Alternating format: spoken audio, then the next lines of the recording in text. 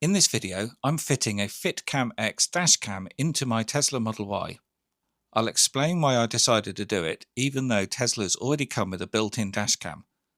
This is a long video, so I've added timestamps if you want to jump sections, or go straight to the comparison footage at the end. So today, I'm fitting a dashcam into my Tesla Model Y, and I guess the first thing people are going to ask is, why do you need to do that when Teslas already have a dashcam built in? It's because the cameras on the car were designed for Autopilot and the safety systems, and they weren't intended to be a dashcam or for human eyes. The dashcam feature was added later via a free over-the-air update. While it's great Tesla added this feature, the image quality can be pretty poor sometimes, especially from the Hardware 3 cameras.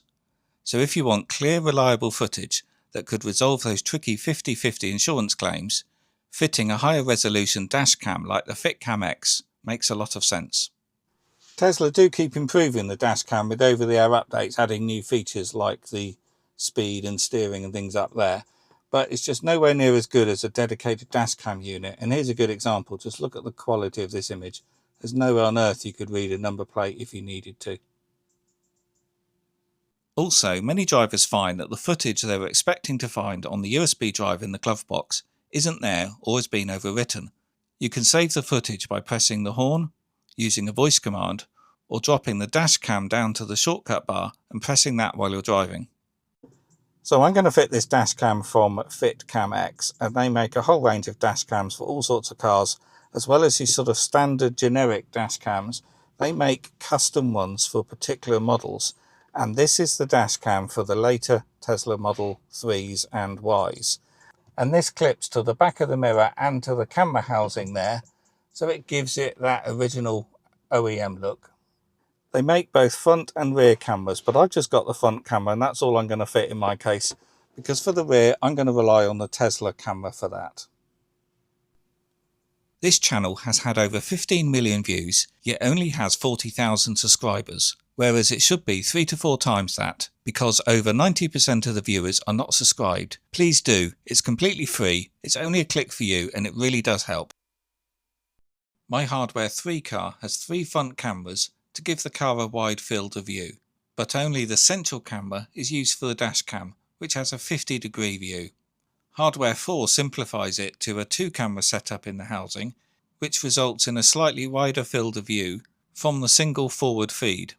So the Tesla dashcam on a Hardware 3 car is 1280 by 960 resolution at 36 frames per second and a 50-degree viewing angle. Hardware 4 cars improve this to a 5 megapixel resolution at 24 frames per second with a slightly wider field of view, but the exact angle isn't published. However, the FitCamX is a 4K 8 megapixel camera recording at 30 frames per second and has a super wide 160-degree view. So let's do the unboxing. And I was surprised to see there's no label or sticker on the box to tell you which model it is, apart from there where it says HD2. But there's nothing here to say that it's for the Tesla. But anyway, this is what you get inside the box. So it says accessories and dash cam. Right, I see they're individual boxes. And then we have a user manual there. So let's open a dash cam box.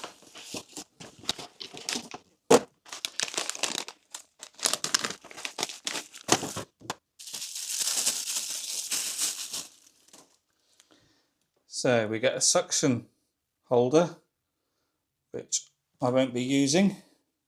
It says here, use this bracket to shoot a dash cam installation instruction video.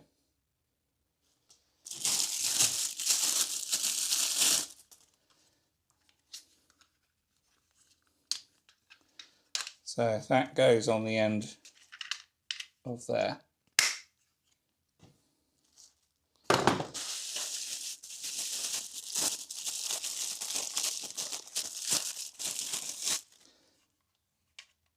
And then this is the dashcam unit itself.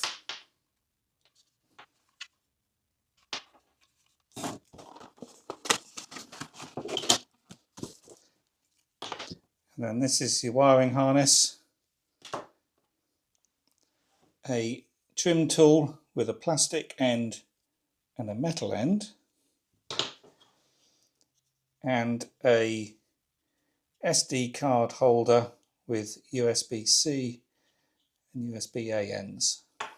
So let's just have a quick look at this camera, and obviously we've got a sticker there over the lens, and then on the side we've got two buttons, a power button and a camera button. And included with this is a 64GB micro SD card. And then next to those buttons are three holes. One is a reset button, one is an LED, and one is the microphone hole. If your mirror and camera housing doesn't look exactly the same as this, don't worry, they do a different version, because on older Teslas this housing is different. So in mine, the plastic at the front here removes, and this part is part of the camera housing. So the camera is going to be mounted just here. But on older cars, this whole lump round the mirror is one piece. And they make a different camera to this for the older Teslas with the different mirror and camera housing, which isn't quite as deep as this, and it wraps around that mirror stem. So when ordering your dash cam, if you give them a picture of this housing, they will obviously supply the right camera for your car. Because this FitCamX dash cam is a model specific version, in my case the Tesla Model Y, we've got a camera housing here that's made for that vehicle. We've got a wiring assembly here which is obviously made for the vehicle too, with the right connectors, and this is just going to get power up to that dash cam. And then we've simply got to install an app on your phone which connects your phone to the Wi-Fi of the camera to then download your footage. So in the case of the Tesla Model Y, we've obviously got to fit the camera up there behind the mirror, and then we've got to run this cable assembly from the camera along the top of the windscreen under the headliner there, down the door pillar, around here, and then it's got to go under the seat, because we've got to pick up the power from behind this panel here, behind the air vents there. So in this video will be a quick overview on how you fit the camera and the wiring assembly, which will probably be enough for most people. But if you'd like to see that installation in further detail, I'll have a full longer video on the channel as well. So what I'm going to do first is get this wire installed. And what a lot of people do, I've seen on other videos, is run it down here and along the top of the sill by removing the rubber trim and this piece of plastic here, which is actually very easy to do. Well, removing that bit of plastic is very easy to do, but you've got to cross under the seat at some point to get to that. And I think that is probably more tricky than it looks. So what I'm going to do is, as we're already in the center console here, I'm going to run through the center console, which gets it up here. You could either just push the wire up there, or you could remove this panel and tie wrap it in there properly, and then remove the panel under the dashboard here, because that's easy to remove. And there's a lot of space in there, so any excess cable I can wrap it up in there, tie wrap it properly, and then you're already here, and then it's just a case of running it around until the top of the windscreen. So I think that's the method I'm going to use. So the first thing we have to do is get access to this blue connector below the rear air vents, and we have to pop off this panel, which is held on with 5 clips. So we've got to separate this connector here and plug in at this one.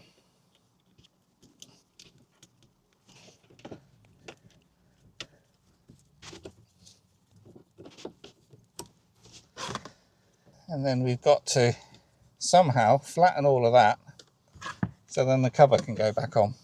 But I'll do that in a minute. So now it's just a case of routing this cable towards the front of the vehicle.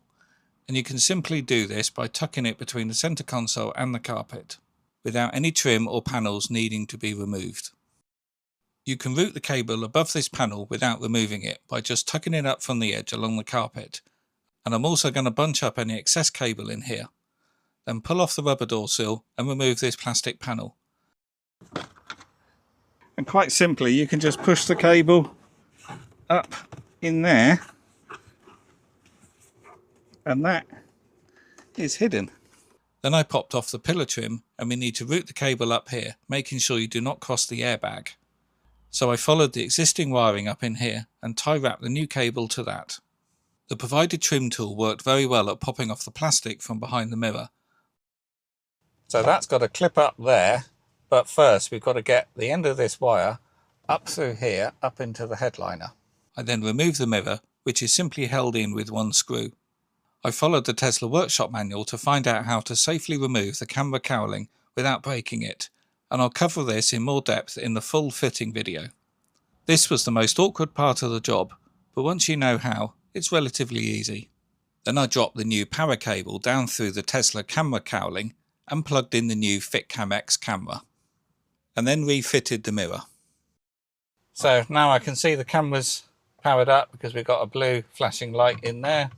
So we can slide this up the mirror shaft there and click that into place.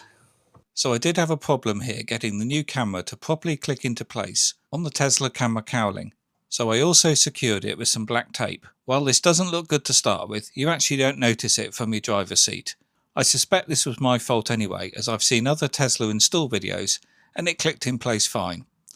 I then finished tucking the cable into the roof liner and put back all the trim.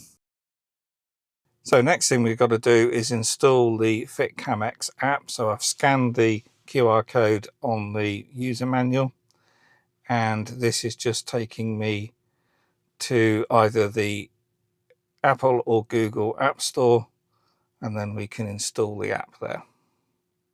So what the app is going to allow us to do is connect to the camera over its built-in Wi-Fi. That allows you to download the footage to your phone, and you can then also configure the camera to set the resolution and stuff like that.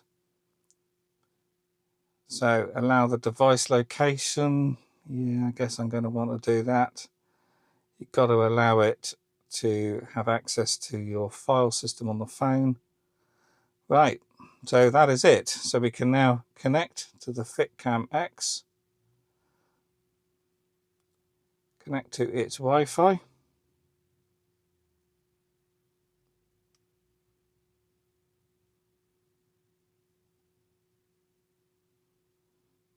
There it is there. So the password is in the user manual, and it's 1 2 3 4 5 6 7 8. 1 2 3 4 5 6 7 8.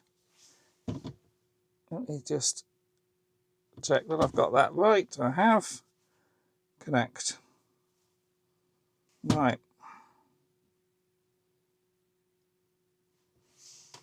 So that's now connecting.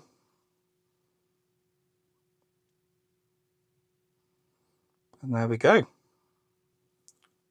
So we can go to camera settings, and here we can set up our resolution. So that's the options you've got. We can set up the loop recording. That's the options you've got. We can set up the exposure compensation, time watermark, collision sensing, parking guard, and you can change your Wi-Fi name and password if you want.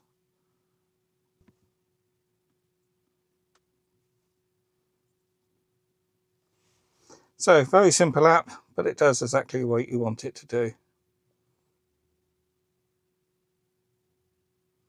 So that stopped the recording, that started the recording.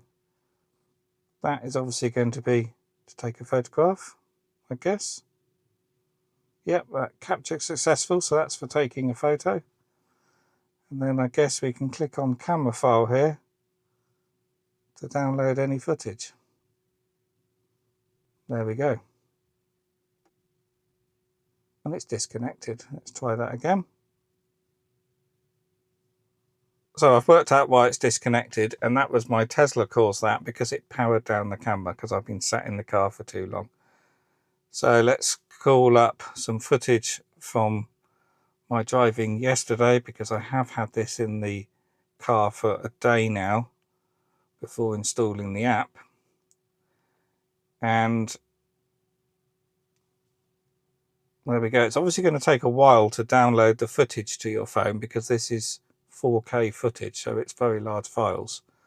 But yeah, that's all working just fine. The FitCamX can record in 3 different resolutions, and here I'm going to try each of them on the same bit of road so you can compare the quality. But just bear in mind that YouTube heavily compresses videos, so what you're seeing right now might not be as good as the original camera footage. What you're watching now is the footage recorded at the lowest quality, which is 1920 by 1080, which is full HD.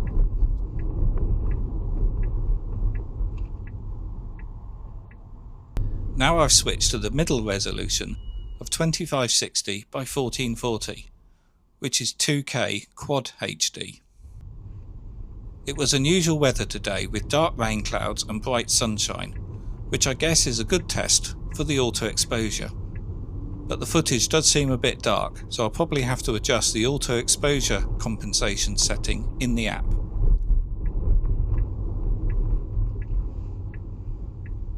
Now we're on the same bit of road again, at the best resolution of 3840 by 2160, which is 4K Ultra HD.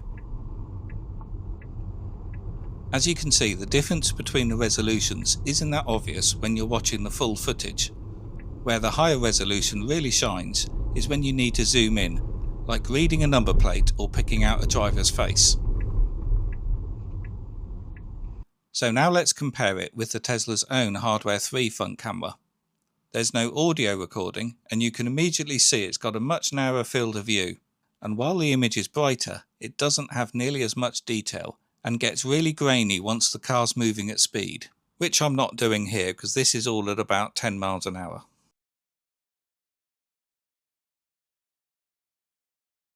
So now let's look at some daytime footage recorded at 4K. And here I'm driving in the rain on a pretty miserable day. I've had to mute the audio on all of this because I was playing music in the car at the time, and YouTube will flag it for copyright.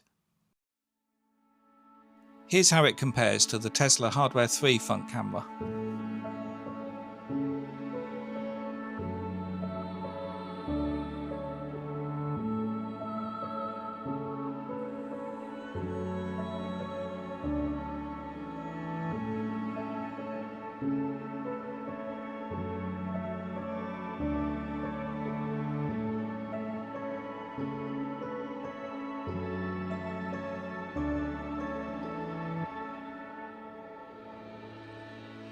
Here's some examples where the wider angle has a real benefit in capturing other cars at the sides.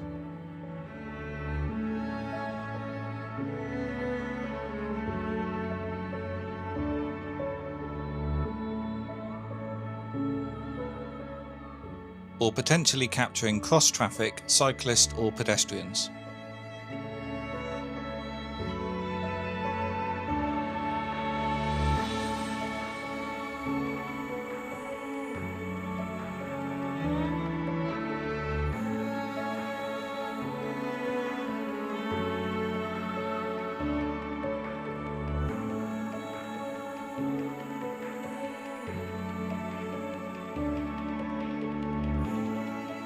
I'll put some other comparisons in a separate video, but here's a quick example when driving at night, and I'll zoom in on the FitCamX footage to match the field of view of the Tesla camera.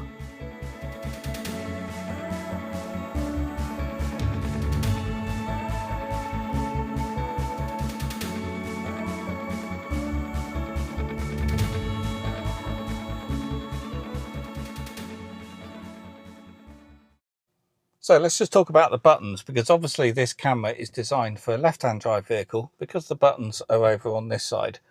And for us sitting on the right-hand side of the vehicle, all we've got is the SD card here.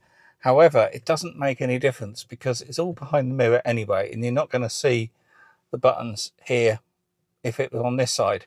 So all you do if you want to push that capture button is you just put your hand behind it and feel for it.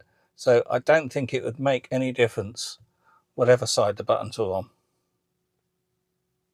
So we have two buttons, a power button and a camera button. The power button you don't touch because the camera automatically comes on every time the car's started and it goes off when you stop the car. The camera button is only used if you want to save a bit of footage while you're out and about. It's effectively the same as pushing the camera button on the Tesla Dashcam as well. So you just feel for where it is and push that front facing button. It's as simple as that. And then in the user manual it says for the power button, the Dashcam powers on automatically when the car starts. Manual power on is not required. During recording, a short press of the power button pauses and resumes recording. In reality, you're not really going to need to do that while you're driving anyway. And then that camera button. While the Dashcam is recording, a quick press of the camera button to lock and protect the current video clip. So that's easy to do by just feeling for that button. A quick touch will save the current clip so it doesn't get overwritten. And then you can press and hold that camera button for 10 seconds. Reset to the defaults, reset the Wi-Fi and password to the defaults, or format the memory card. I think she's been weighing up when to do this announcement. So this Dashcam has an internal microphone as well, and I'm just talking normal volume while I'm driving, and you just heard there I had the radio at normal volume as well. So it picks up all of that, probably picking up quite a lot of background noise now because it's raining and the roads are wet. But from what I've tested already, the microphone is pretty good on this, considering it's on the other side of the camera, so it's picking up the passenger seat. But yeah, that will be very useful if you've got some crucial footage you need for an insurance claim or whatever, to be able to pick up your own voice where you can relay what's happened, or shouting or swearing at some bad driver. The microphone on this is pretty reasonable. I'm pretty impressed. Providing a card reader is a nice touch, and I'm using this method to transfer the files rather than the phone app because I find this an awful lot easier. And also the file structure is nice and easy to use. So there's an RO folder there, which I assume stands for read only, but in there are all the video clips which are saved by pushing that button on the side of the camera. Much easier to find than the Tesla system, where there's still just masses of files on the USB drive and very difficult to find actually what you want. And this is just a breeze. And then you have a movie folder which contains all the other files which will eventually get overwritten. If you're thinking about getting a dedicated dashcam for your Tesla or any other vehicle, it's not much more to go for the FitCamX. It's designed specifically for your car, so it looks completely factory fitted rather than stuck on your windscreen. The custom wiring harness means you don't need to worry about finding a power source, and it turns on and off with the car. It's a genuine fit and forget solution. And you can press the button on the side to save important footage, and it's easy enough to do that by feel. The video quality is noticeably better than the Tesla built-in cameras, and that could prove invaluable if you're ever involved in an insurance claim. Having managed insurance for a large fleet, I can tell you firsthand how much difference good dashcam footage makes. I know this has been a long video, but I wanted to cover everything in detail so you can make an informed decision. I'll be uploading more videos soon covering the full installation process and extra footage examples in different weather and lighting conditions. So just search for FitCamX on the channel to find those. And if you decide to get one, use the link in the video description for a discount. I hope you found this video useful. Please do click the thumbs up, and I'll see you on the next one. If you like the video, please do click the thumbs up button, and leaving a comment also helps too. Plus, of course, subscribe if you're not. If the video saved you time or money, a little support via Ko-fi or the Super Thanks button would mean a lot. There's over 1,300 videos on the channel, so have a browse, use the search, and have a look at the playlists. And here's 2 videos you may want to check out.